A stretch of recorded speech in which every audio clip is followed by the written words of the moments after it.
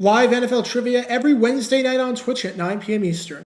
Come show off your football knowledge for a chance to win cash prizes. Check the link in the description to find out more. And now, on with our feature presentation. When people think of the worst quarterback in the history of the Chicago Bears, there are probably some names that immediately come to mind. Craig Krenzel starting some games for the team in 2004 and looking absolutely woeful. Vince Evans played 7 seasons in Chicago and never had a season where he threw more touchdowns than interceptions. And lest we forget the time in 1999 that the Bears spent a first-round pick on UCLA quarterback Cade McNown, only for him to go 3-12 in 15 starts and never play another game past his second season. The Bears have had a lot of bad quarterbacks in the history of their franchise. But the name that a lot of people would say is this man right here. This is Bob Avellini. Mike Ditka called Avellini, and I quote, "one of the biggest screw-ups I'd ever met. He was that bad at quarterback." And even though the 6th-round pick from the 1975 NFL Draft played a decade with the Bears and was on the roster until 1984, his career ended in a blaze of glory with a bitter feud between he and Coach Ditka. One disastrous play led both sides to call each other out, with the relationship between the two ending on just about the rockiest terms possible. And this is the story behind the drama of the 1984 Chicago Bears. Before I talk about the play that led Avellini to get cut from the Bears in the first place, we need some context to understand just who Bob Avellini was, and why he was even on the field to begin with.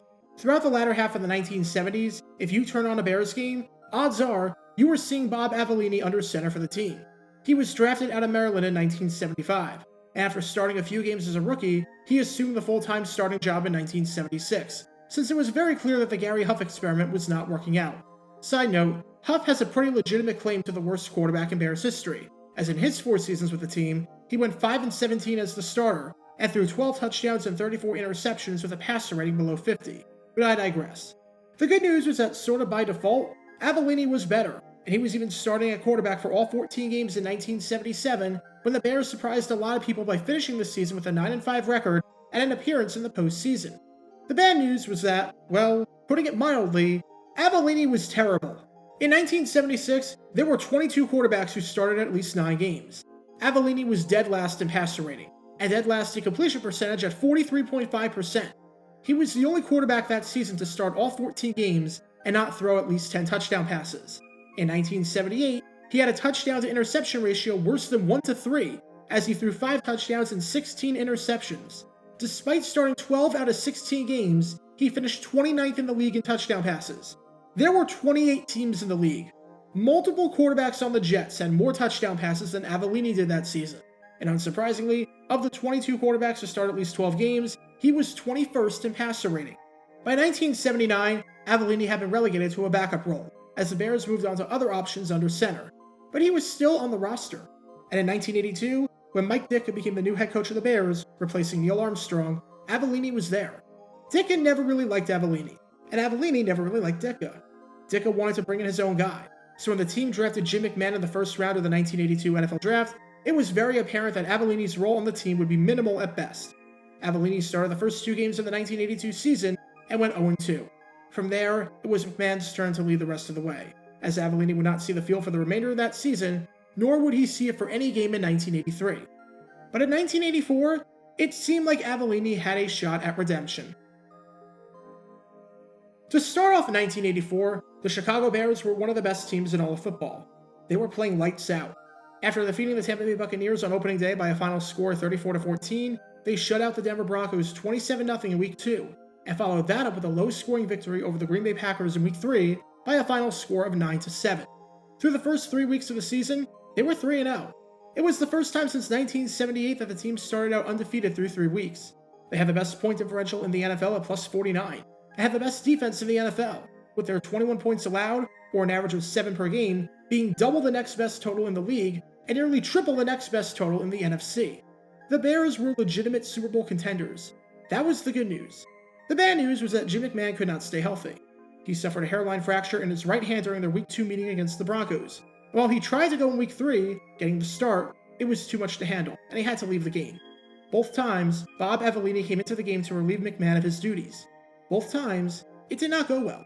Against the Broncos, Avellini went 5 for 9 with 19 yards passing, no touchdowns, 1 interception, and a passer rating of 21.3, which is worse than if did nothing but spike the ball to the ground on every single play. And against the Packers, Avellini once again threw no touchdowns and an interception, with the interception being so bad that Ditka threatened to cut him and he nearly fought him on the sideline. Seriously, when Ditka yelled at his quarterback, Avellini responded by saying, "Well, you never liked me anyway." Ditka had to be held back after that. But going into the Week 4 matchup against the Seattle Seahawks, Ditka decided to give Avellini the start. Even though the two men did not get along whatsoever, Ditka wanted to play Avellini over his other options, with those being Rusty Lish and Steve Fuller. And this was a huge game if Avellini and the Bears could pull this one off, especially since it was against the team that made it all the way to the AFC Championship the year before. Since the start of the Super Bowl era, the Bears had never started the season off 4-0. The last time they started 4-0 was all the way back in 1963, which was the last time they won the championship. Win this game, and 1/4 of the way into the season, you're in the best spot imaginable. And for Bob Avellini, win this game and play well, and maybe you can get into Ditka's good graces again. As you might be able to tell, that did not happen. I would say that this game was a disaster and a train wreck, but that would be putting it mildly. It was one of those games where everything that could go wrong did, and one of those games where the Bears could do absolutely nothing right. It didn't start out that way at all. The Bears got into Seattle territory on the very first play of the game, and capped off their opening drive with a touchdown, thanks to a touchdown pass by Walter Payton to Matt Suhey. Chicago started the game up 7-0 early on, and while there was obviously tons of football left to play, they at least put themselves in position early on to make something happen. Then, it all fell apart, and it happened on this play right here. The Bears had a first down situation. Walter Payton was looking solid so far, and through the first 3 weeks of the season, was averaging over 5.5 yards per carry. Seattle's run defense was somewhat suspect, as the week before against the New England Patriots, they allowed 189 rushing yards and 3 rushing touchdowns in a 38-21 defeat. Chicago's coaching staff wanted to take advantage of this and just run the ball and put the game in the hands of their future Hall of Fame running back. And that's what the staff tried to do, as they called a running play. Then, Avellini audibled the play. As soon as offensive coordinator Ed Hughes saw that Avellini called an audible to a passing play, he yelled, "Oh no." When Ditka asked what the problem was, Hughes said, in PG terms, that the SOB was audibling.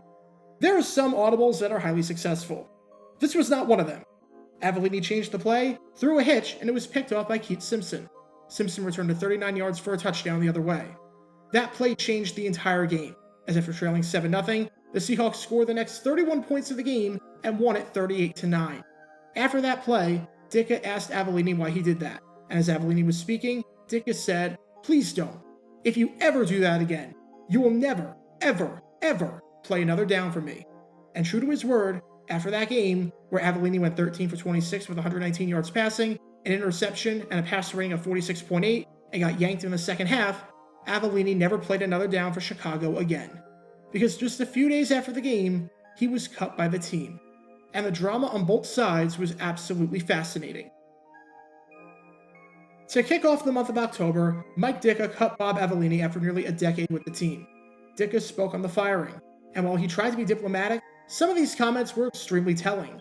He said that even if McMahon hadn't recovered from his hairline fracture, that Avellini still would not be starting. He said that in the long term, the quarterbacks on the roster were better than Avellini. He said that the fans would boo him too much if he was still on the roster, and it wouldn't be fair to everyone involved. And he specifically cited that play against the Seahawks, saying he wanted to do too much. He tried to go outside of our offense, and that's something you just can't do. You don't go out and audible to throw a 5-yard pass when we have a runner who averages over 5 yards per carry. And instead of Avellini being gracious, thanking the Bears for his time, and looking forward to starting a new chapter in the league, Avellini clapped back. He criticized Ditka, saying that it was tiring hearing just how great of a competitor he was. He criticized Ditka for wanting to play other quarterbacks over him who didn't even know the snap count. He criticized Ditka for wanting to play his players, and for not wanting to play anyone from the old regime outside of guys like Walter Payton and Dan Hampton. As he said on Ditka, Tom Landry is a great competitor. Joe Gibbs is a great competitor, and so are a lot of other coaches, but you don't see any of them acting like Ditka does. Just like that, the Bob Avellini era in Chicago came to a fiery end. Anyone that knew Mike Ditka knew that it was his way or the highway. If you didn't do things his way, especially if your way of doing things turned out to be the wrong way, you were going to hear about it, and you were going to be gone. Avellini called what might be, considering the aftermath, the most disastrous audible in the history of the NFL. Had he not called the audible and just given the ball to Walter Payton like he was supposed to, he might have been able to stick around the Bears for a few more seasons as the backup to Jim McMahon.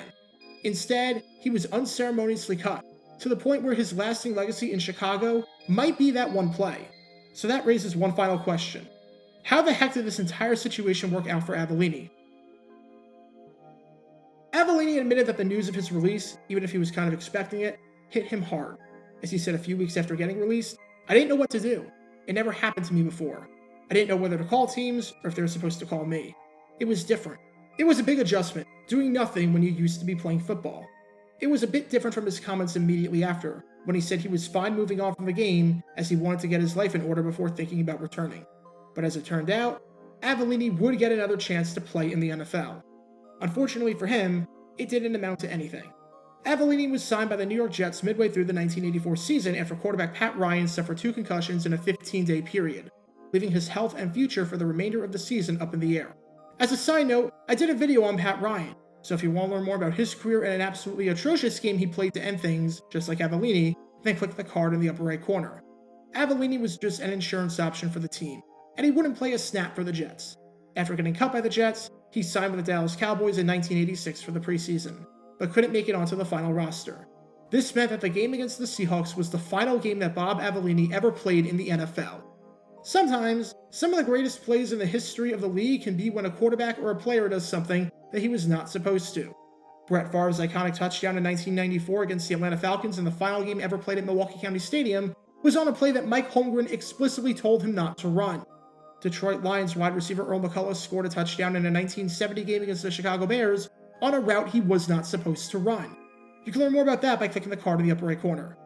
Obviously, this moment by Avellini was not one of them, because in 1984, this disastrous audible was almost single-handedly responsible for the disastrous ending of his decade-long career.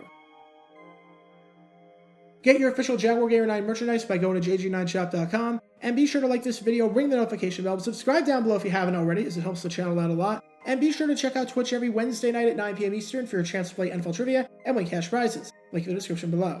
If you want to see videos like this condensed out to 60 seconds, then follow me on TikTok at JaguarGator9 and subscribe to 60-Second NFL History on YouTube.